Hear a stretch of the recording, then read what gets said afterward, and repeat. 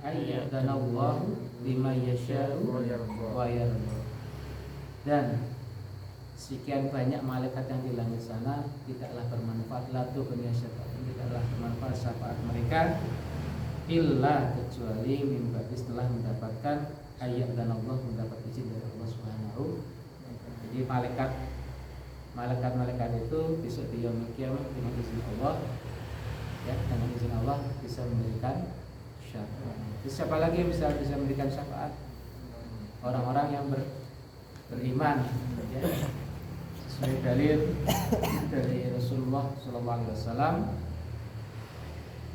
yang diriwayatkan oleh sahabat Sa'id Al-Khudri yang ditaksih dalam Muslim, ya, nomor 182.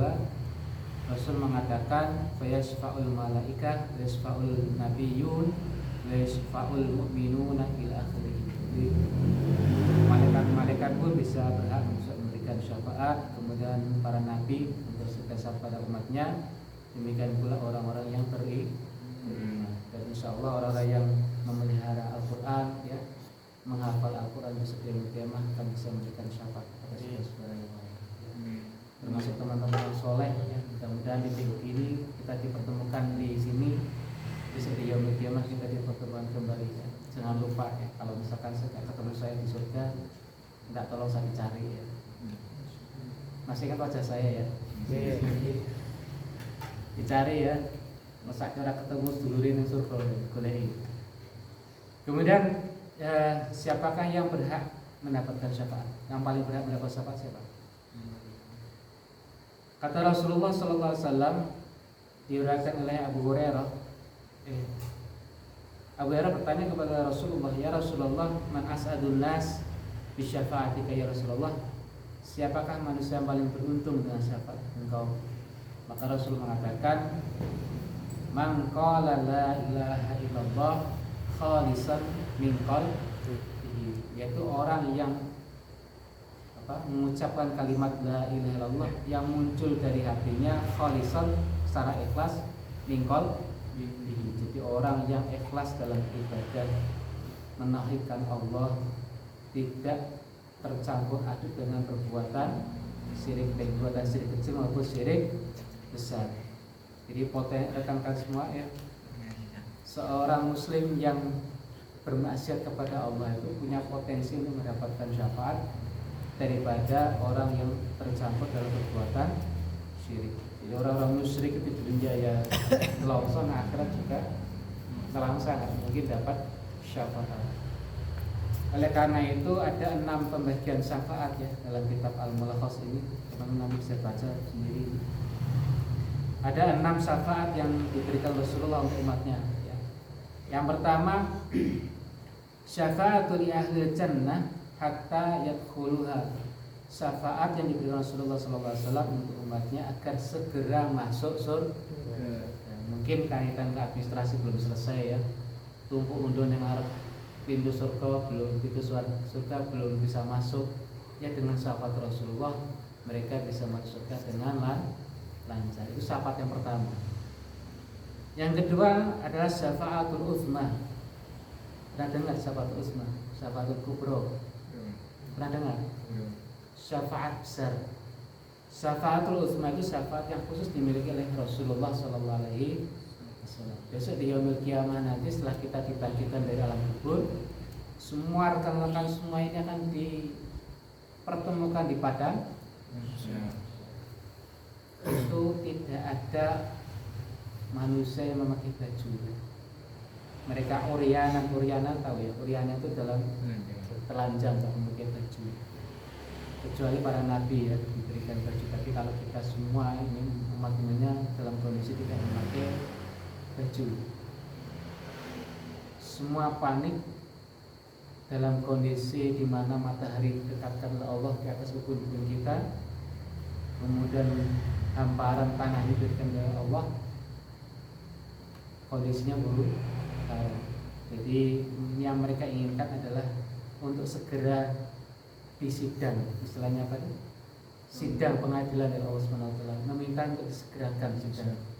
Maka mereka meminta kepada Nabi Adam, ya, Nabi Adam mengatakan nafsi urusanmu sendiri-sendiri, tidak dengan disyafaat. Mereka datang ke Nabi Ibrahim. Nabi Ibrahim mengatakan la syafaat, tidak ada syafaat di sini, urusanmu masing-masing. Minta ke Nabi Musa alaihissalam, mungkin beliau bisa memberikan syafaat dan seterusnya.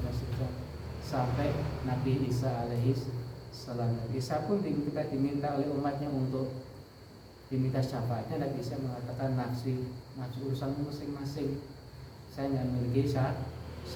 Coba minta kepada Rasulullah Muhammad sallallahu alaihi wasallam. Akhirnya Rasulullah sallallahu alaihi wasallam mendatanginya, ya, dalam hadis ini dikatakan Rasulullah mendatanginya, kemudian Rasulullah bersujud dan memuji Allah Subhanahu wa taala.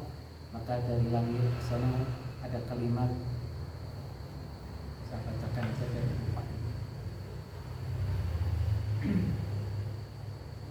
Irfa' rasak wa qul yusma was'al tu'ta washfa' tusaffa. Angkatlah wajahmu Muhammad, wa qul yusma, dan berkatalah maka kami akan dengar, was'al, mintalah sesuatu maka kami akan beri, washfa' tusaffa, dan mintalah syafaat maka kami akan beri syafaat. Kemudian Rasulullah meminta kepada Allah agar segera dipersingkat, dikabulkan permintaan, agar segera pengadilan itu segera disidangkan. Itu namanya syafaatul kubro, ya, syafaat yang diberikan Rasulullah agar persidangan di akhir itu disegerakan. Kemudian yang ketiga, syafaat untuk kaum liqaumil usati istaujabu dukhulun nar alla yadkhuluha.